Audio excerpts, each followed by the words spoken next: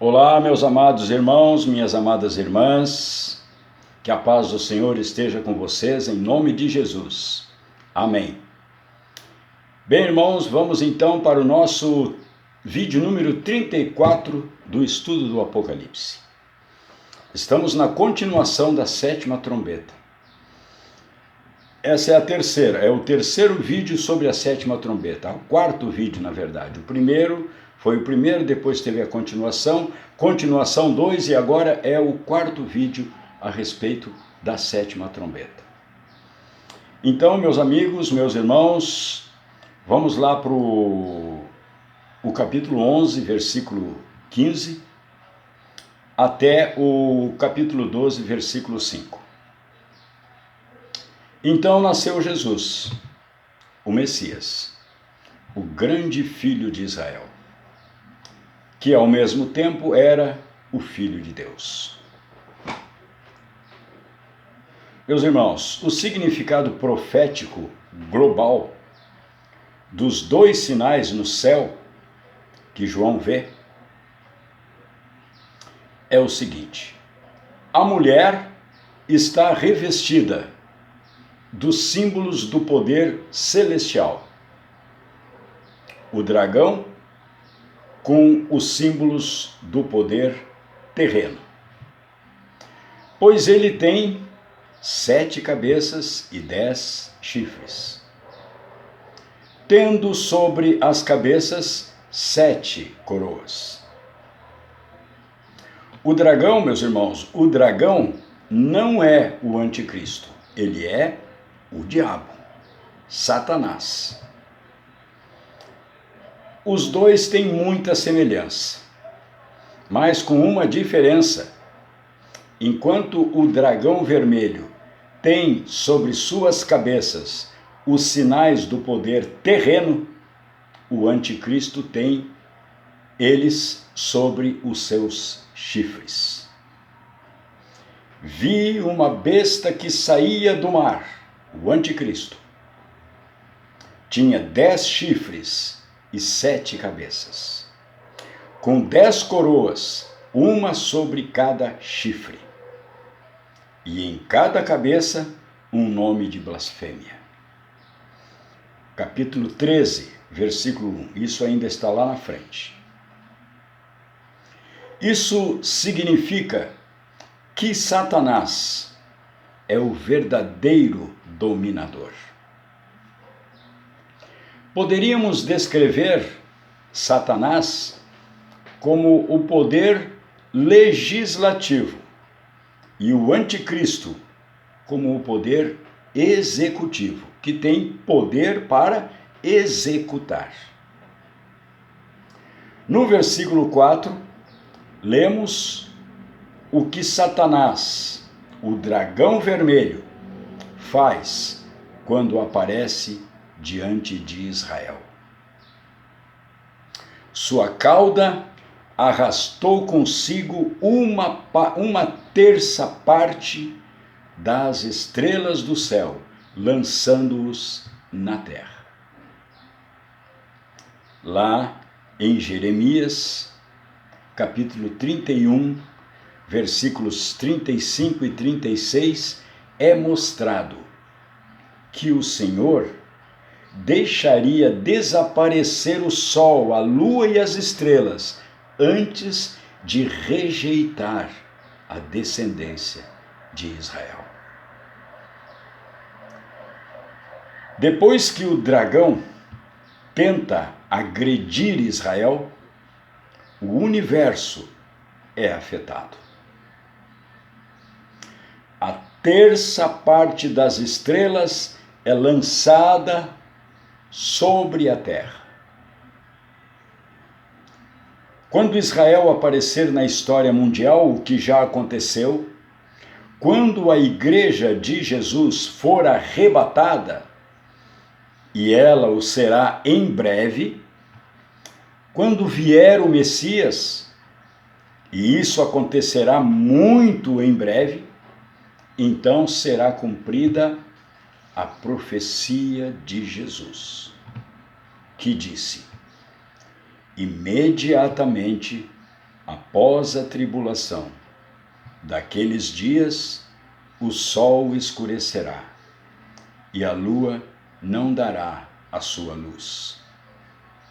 As estrelas cairão do céu e os poderes celestes serão abalados.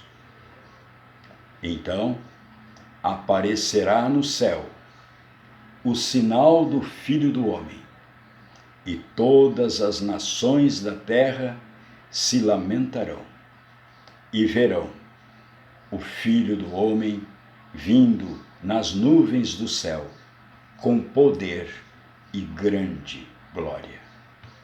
Mateus, capítulo 24, versículos 29 e 30. Meus irmãos, a profecia bíblica tem uma linha. Aqui no capítulo 12, versículos 13 e 4, é descrita, no capítulo 12, versículos 13 e 4, é descrita a antiga serpente, que quer destruir ou devorar o descendente da mulher. Os contextos proféticos milenares são resumidos e expressos em poucas palavras. Uma parte deles já se cumpriu há mais de 2000 anos atrás, quando nasceu a criança em Israel, por ocasião da primeira vinda do Messias, do Senhor Jesus. Satanás, naquela época, se utilizou do rei Herodes para tentar matar a criança. O Senhor, porém, a protegeu e levou-a para o Egito, como todos sabem. Mais tarde ocorreram outros ataques à vida do Senhor Jesus, porque de modo algum Satanás queria que ele chegasse até o Gólgota.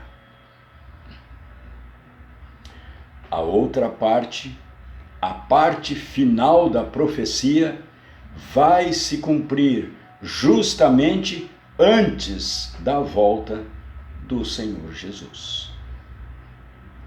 Enquanto que o primeiro cumprimento tinha a ver com a pessoa do Messias, pois o dragão se pôs diante da mulher para devorar o seu filho quando nascesse, o segundo se refere às primícias de Deus e do Cordeiro.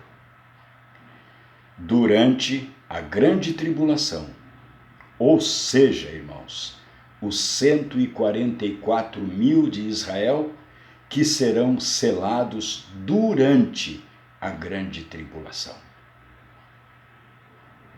Foram comprados dentre os homens e ofertados como primícias a Deus e ao Cordeiro, lá no capítulo 14, versículo 1. Sem dúvida, eles também serão arrebatados e participarão do domínio de Jesus, do seu domínio. Essa é a razão do ódio de Satanás. Desde o nosso renascimento, o grande dragão vermelho deteve-se, parou diante de nós para nos devorar.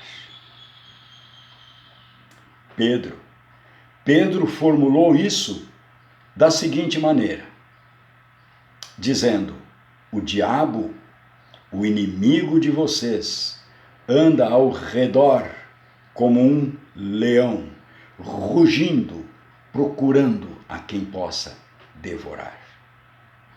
1 Pedro, capítulo 5, versículo 8.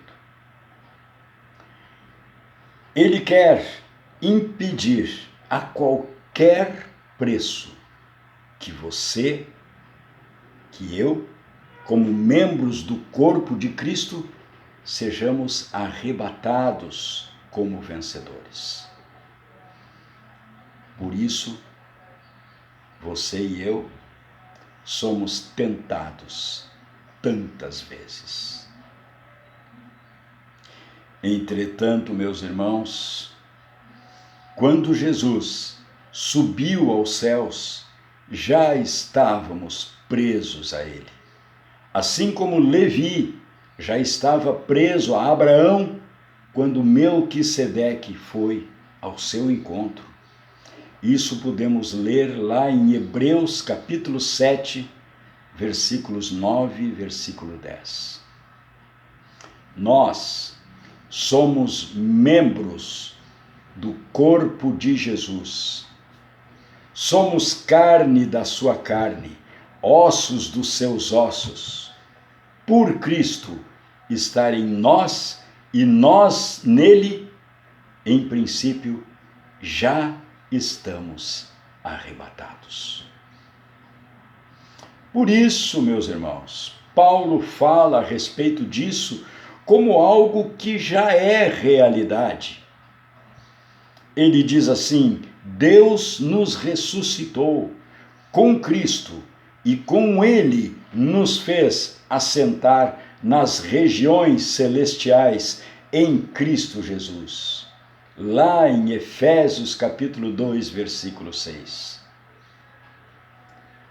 Eis que agora se repete a história. E o círculo do plano de salvação se fecha. A mulher Israel é o grande sinal atualmente. Ela se encontra em fortes dores de parto para a revelação do reino de Deus na terra. Quando dissemos que Israel é violentamente atacado por antissemitas, que tem por trás nada mais do que Satanás, devemos fazer uma restrição. O ódio de Satanás não é dirigido inteiramente contra Israel. Isso acontecerá somente após o arrebatamento, quando a mulher tiver que fugir para o deserto. Todo o ódio do inimigo volta-se atualmente contra a descendência da mulher, ou seja, a Igreja de Jesus. Nós. Em certo sentido, nós que pertencemos à Igreja de Jesus, somos o Israel de Deus, conforme Gálatas capítulo 6, versículo 16. Mas não no lugar de Israel, mas como interposição no plano de salvação. Encontramo-nos entre a rejeição e a nova aceitação de Israel. O inimigo ruge e se detém diante da mulher, mas ele ainda não pode tocar nela. Nós, porém, estamos em combate. É o que o apóstolo Paulo quer dizer quando afirma lá em Efésios capítulo 6, versículo 12: pois nossa luta não é contra seres humanos, mas contra os poderes e autoridades, contra os dominadores deste mundo de trevas, contra as forças espirituais do mal nas regiões celestiais. Enfrentamos o grande dragão vermelho. Por isso, nestes últimos dias antes do arrebatamento, é tão perigoso não permanecer em Jesus. Atrás do dragão de Satanás já espera a besta, o anticristo ou o aparente Cristo. Aqui vemos o arrebatamento e o anticristo bem próximos. Logo ali.